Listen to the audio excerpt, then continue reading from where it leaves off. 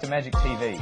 I'm Simon Coronel. I'm here in the studio with Anthony Masi and his assistant Peppy the Wonderbird. You saw Anthony performing before the break, and now we're in here to interview him to find out more about the man behind the mystery.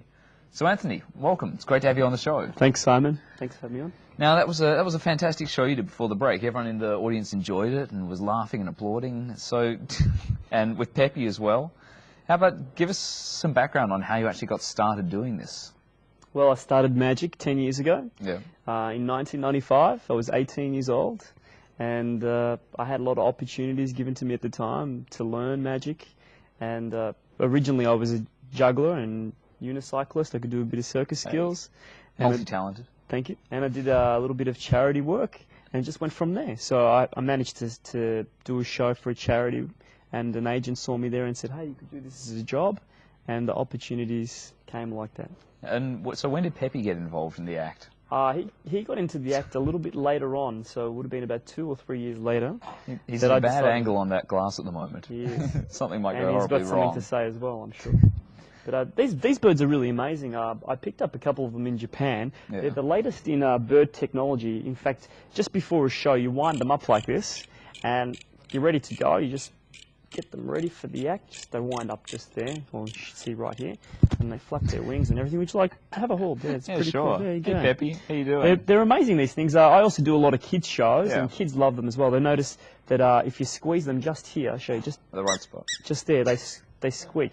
So if you just squeeze, yeah, it's pretty. Kids love that. The only problem is they go through a lot of these doves, so it's not a good thing. But anyway, we'll put him just here.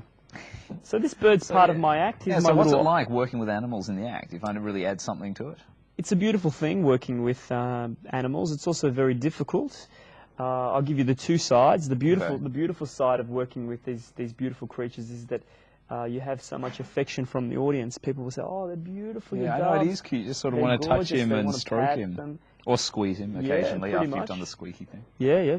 And so they love that. And I also have a little rabbit as well, as you would have seen. Yeah. And they get a lot of time from my audience, and then also people will reflect their love onto you, which is always a good thing. You're actually just vicariously using these animals to get them to love you. Yeah. Okay, so fair, cool.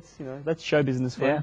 As long as you're open about it. The difficult side is that you sometimes get people coming up to you and wanting to find out if you're looking after them and all that kind of thing, and it just takes a lot of. I'm assuming you are. Absolutely, it always takes a lot of reassuring to make people happy that you're respecting these creatures and that they're okay. So yeah, it's good. But nice. Definitely, it's a beautiful thing to have.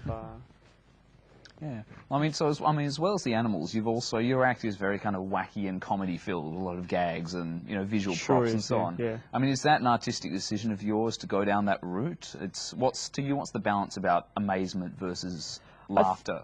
I think it's sort of it pretty much just developed as part of my show. I tend to have quite a bad sense of humour, and I like a lot of really bad gags. So I decided to put them into my act, and I found that they work for me. The audience thinks this guy is using really bad gags, but they're funny because it suits my personality. So the act's sort of an extension of your personality almost. You really like that in real life. I'd hope so. Oh. I'd hope to think so. Yeah, no, it is. An interesting it is part of my personality, yeah, sure. And it's a great personality as well. Ladies and gentlemen, Anthony Masi. Thank you very much, Simon. Thanks.